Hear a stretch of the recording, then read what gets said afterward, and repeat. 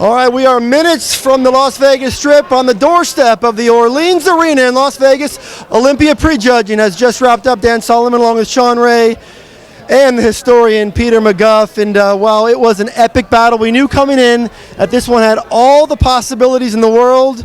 And once again, these guys delivered. Yeah, it was a tremendous contest. It's a tight contest. I mean, at the beginning, Phil didn't have that wow factor that we were expecting of 2011.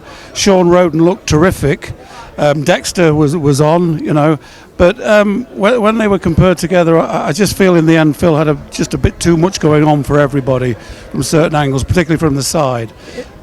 And that seems to be the prevailing feeling in the building, is that Phil did just enough to retain the title and pick up a fifth Sandow trophy, but there are some questions, and some of the criticisms that I've heard is that perhaps some of the lines might be dulling just a bit. He was prepared, Phil did the work, and he was ready. Yeah. Take nothing away from Phil.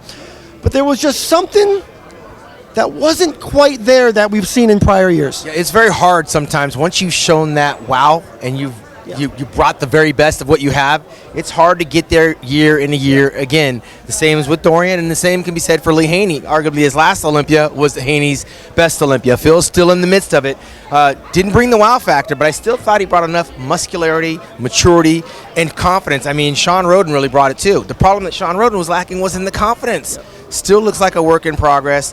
One of the big notable absentees of this show, besides Kai Green, is now Cedric McMillan. I'm sure you're going to get to that in a second, but he was missing. That could have brought a shape factor into that equation. But what are you going to say about Dennis Wolf? I mean, he brought the size factor. Rami just still missing the detail component. And we're going to get to those guys, but sticking with Phil for just a moment. You know, Jay Cutler used to tell us, don't compare me to last year, don't compare me to the year before. Every year, it's a different version. And on that particular night, was that version good enough? So, in all fairness to Phil, should we be comparing him to prior versions of what he has shown us? Because when you really break it down on this particular night, as you mentioned, he was probably the best bodybuilder. In fact, definitively, he was the best bodybuilder on that stage. Yeah, I think he's always going to be judged against 2011 until he surpasses it. You know, we expect him to hit that and maybe a bit more. You know, something like Usain Bolt keeps breaking the world record. It's got to stop sometime. Phil's got to break that world record again in a way to sort of get that feeling that we had in 2011. We're still saying he's done enough to win, but he's not what he was. I mean, that shows how good he is, really, that he can win at, you know, less than 100%. But you know, Shawn, I agree with this Shawn. He knows best about gamesmanship. When he didn't put everything, you know, only did the side relaxed. He was too relaxed. I mean, it was just like, hey, it's game time, let's get this on, and it wasn't happening at the beginning. Now, focusing on Dennis Wolf and Roden now, there seems to be mixed reviews as to who is positioned to assume the spot formerly occupied by Kai Green and hop into that number 2 role.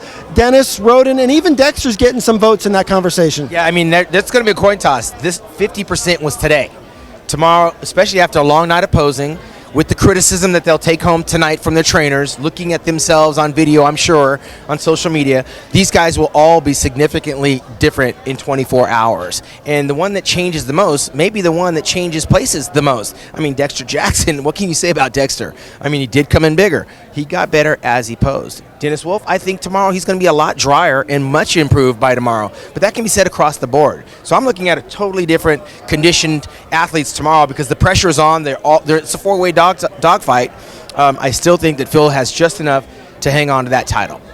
A lot of great bodies on that stage. There was one that made jaws drop and eyes pop, 315 pounds. Big Rami, he said at the press conference he was going to come in shredded. Well, I don't know if I would go that far, but this was the best shape he's ever delivered. Yeah, but it wasn't the quantum leap that we're waiting for. It's not, you know, the detail wasn't there. It's still a bit like Groundhog Day. You know, we've been here before, we've seen it before. We're all waiting for it, we're all rooting for him. You know, obviously look good in the front shot side, turn around and massive back, but nothing happening in it. So we're still waiting for that. This is like the 3rd season. Is it ever going to happen? We have to ask ourselves that. And just looking at the initial first call out, of course, Phil, Dexter, Shawn, and Dennis were the top 4. Big Rami, and it appears that Ruli Winkler may have secured a spot in the top 6. Well, he'll narrowly get, well, actually, I'll say he may get 6. Ruli Winkler is a little bit better than he was. He's still not what we thought he might be.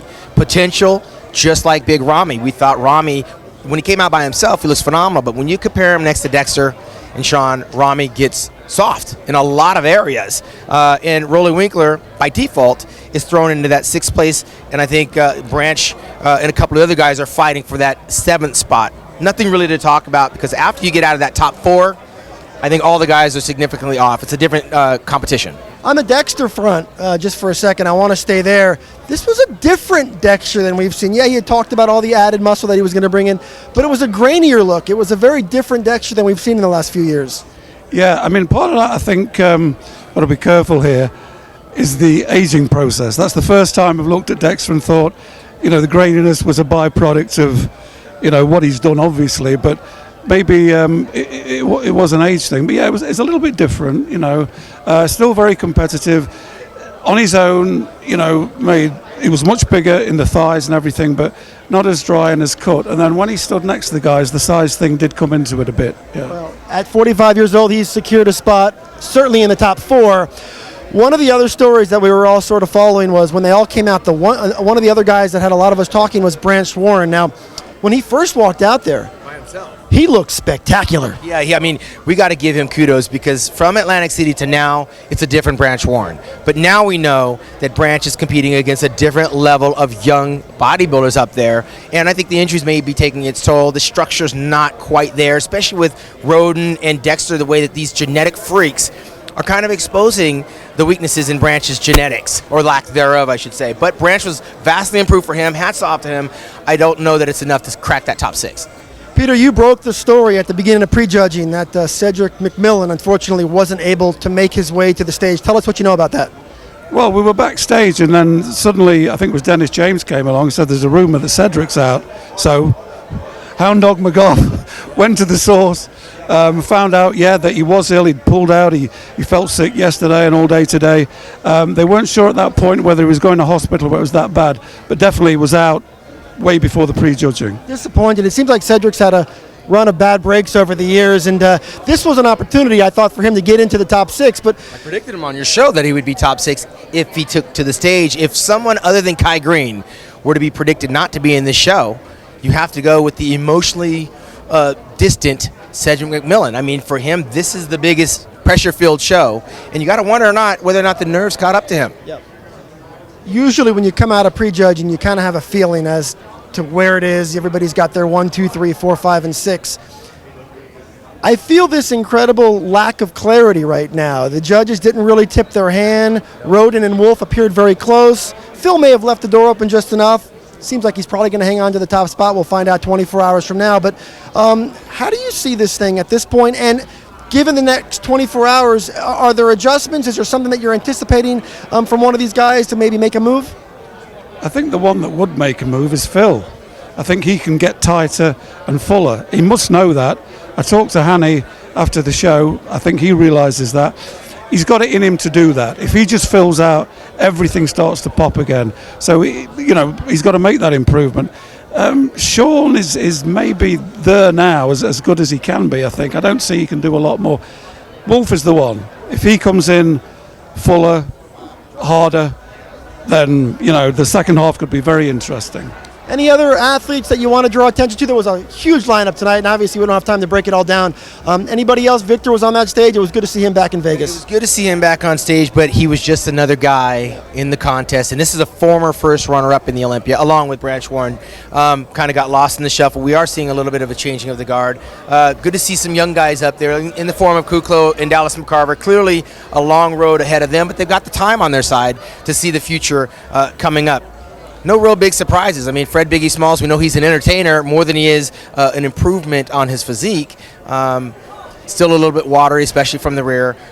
Again, I think the talk of the night is going to be, at the end of the day, what would Kai Green have brought? What would he have done? What would he have an impact he could have made? And now we're going to throw Cedric McMillan in the mix. But I think Phil Heath right now is sitting in the driver's seat. It looks like Juan Morel will probably secure a top 10 spot when it's all said and done. Any of the young guys make an impression on you? Dallas McCarver's got a great frame, got a great attitude, and he seemed to get better. When in the comparisons he was involved in, he sort of took over a little bit, with his width and everything. I also thought that Max Charles was worth more of a shout than he got. I thought he might have got into that second call out. He's improving fast, never really had a bad result. Who else was in there? I would say Dallas is, even more than Kuklo. He's 24, he's his first Olympia, that is maybe the future we're looking at there. Well, of course, it's Friday night. David, why don't you step on in? The best part about Friday night in Las Vegas at Olympia weekend is it's also ladies' night. And, of course, Fitness Olympia was happening, as well as the Bikini Olympia, and a couple titles were successfully defended. Yeah, we had prejudging this morning. No real surprises going into this show. We talked about some of the women's divisions last night. We knew it was going to be a 1-2 race for Janet and Ashley in the bikini division. As with bodybuilding, bikini shows are one from the back. Ashley's glute tie-in a little bit better than Janet's. Some other good names in there. Stacey Alexander in the top 5. India Paulino in the top 5. Courtney King, new to the top 5, younger girl. I think she's only 20, 21 years old. But, at the end of the evening, Ashley Kaltwasser walks away with number 3. And it's impressive because that division proved for a while that it's hard to retain the title. They tend to pass it around, but I guess Ashley seems to have a stronghold on it. Yeah, Ashley is she's as consistent as can be. When we talked to her a little bit last night, she likes to switch up her training. She's been doing all kinds of different stuff. She likes to run 5Ks, 10Ks. So she's not just an in and out of the gym type girl. She's very active, does all kinds of stuff, and I think that, I don't want to say keeps her fresh and keeps her motivated, but it breaks up some of the monotony of maybe just in and out of the gym every day, and so she's able to stay really focused. And on the fitness side, another dynasty in the making? Absolutely, I think so. Personally, as an 80s guy, all you guys at MD know that's me in and out. I preferred Oksana's routine last year at the Olympia. She came out to flash dance theme, and then did some Hot to Teach You by Van Halen. I like that routine a little bit better, a little bit more high energy, but this Black Swan routine, a lot of ballet aspects to it and stuff like that. Very dramatic and signature Oksana to come out and really just wow the crowd. Somebody's going to have to step up their game just to a whole new level to catch up to her, because as we discussed, you have the best fitness athletes in the world here, and she's just still on another level. I like to almost compare it to an old track like Michael Johnson or Usain Bolt. You put these guys with the best competition in the world, and you still have somebody who can really rise above and take things to another level, and to me, that's where Oksana's at. For the first time in a very, very long time, this contest was held, and there was no Miss Olympia. Peter, it was sort of history on some level here in Las Vegas. Not a lot of people are talking about it, but it is a story, and we will talk about it because the Miss Olympia, for the first time, was not held this year, and it's something that would have been a big part of tonight, and we didn't get to see it. Yeah, I still think it's a bit sad that it's something that's been a mainstay of the bodybuilding scene for longer than all these other classes apart from men's bodybuilding. First contest in 1980. I think they should still be included. Maybe something has to be done to make that transition between women's physique and women's bodybuilding. But, I think the women's physique has been a fantastic success. And unfortunately, the really extreme muscular women, are great for bodybuilding itself is a niche audience. We've got a niche audience and a niche audience. And the bottom line is, it's a professional sport. If you don't sell tickets, it's not a professional sport anymore. So, unfortunately, that's the way it's gone. For the next 23 hours, much of Las Vegas and much of the bodybuilding world is going to be talking about how this contest might play out, is going to be talking about whether or not Phil Heath is deserving of his 5th Sandow Trophy. It appears that it is trending that way, but of course, you haven't seen the score sheets, you haven't, nor have I. So, any final thoughts before we wrap up our prejudging report? I watch you guys do this whole prejudging report. I'm going to go out on a limb here. I like Shawn Roden. I know you guys are saying Phil. As Peter and I had talked, I did think Phil improved. But when he came out, it just wasn't that jaw-dropping, wow, Phil Heath. Now, Shawn Roden wasn't quite as crisp as he was last year, too. But if I get to throw my 2 cents in before we wrap this thing up, like I said, I'm going out on a limb here, and I'm saying Shawn Roden. And you're not the only one, to be fair. And there's a lot of folks saying Shawn Roden. I got texts from former bodybuilders and fans and all sorts of insiders that they thought Roden had a real shot at this. In fact, George, you want to bring Dexter over? Yeah. Yeah. We, we're going to continue, David, hang out. We're going to continue to, let's get him in here. Dexter. All right, well, one of the fun parts about the wrap-up is all the superstar bodybuilders are starting to make their way out of the Orleans Arena, and among them, this gentleman to my right is of course, your former 2008 Mr. Olympia. And, you know, there's a lot of folks coming into this contest that felt pretty strongly that you just might have the goods to be Mr. Olympia once again. How'd you feel about your showing? Hey, I feel great, man. I thought I was dead on, biggest and the best I ever been. You know, at almost 45 years old, you come into this thing. Almost 46. Almost 46 years old. My bad. You come into this thing, and you know, you're standing on stage with Shawn Ray and Phil Heath and Dennis Wolf, and we were all kind of staring at you guys, and we were trying to find that separator. We were trying to find that point of difference to put you guys in your spots, and we're still struggling with it. So what's the case for you to win this thing? A little luck and the grace of God, you know. But you know, all I can do, I can't control the judging. I just try and come back a little bit better tomorrow, and solidify my placing. So. You're here for the 16th time. Nobody in the history of the sport has stood on this stage as many times. In fact, I think when you did your first Olympia, you might have been crawling around. I wasn't crawling around yet, but I had. I'm going to sound like too much of a fan here. I had pictures. I lived in an apartment with my brother, and we had a wall of fame, and we had pictures of all these guys. I was 20, 21 years old, and Dexter's face was plastered all over my wall, of course. So it's been, you know, it's been an honor, you know, not only to work for MD, but to be able to work with Dexter and to see him on stage tonight for the 16th time in a row. He's still in that top 5, top 4, and like you said, there's no, it's not like, oh, Dexter's in this place or in this place. It's everybody's in the mix, and I think it's fantastic. Well, you were on his wall of fame. You have been on many walls of fame, and one day you will stand in the bodybuilding hall of fame. Dexter, any final thoughts for your fans? Because I'll tell you, you got a lot of support this weekend. I got a lot of support, man. I'm really surprised. I didn't get this much support since the year that I won.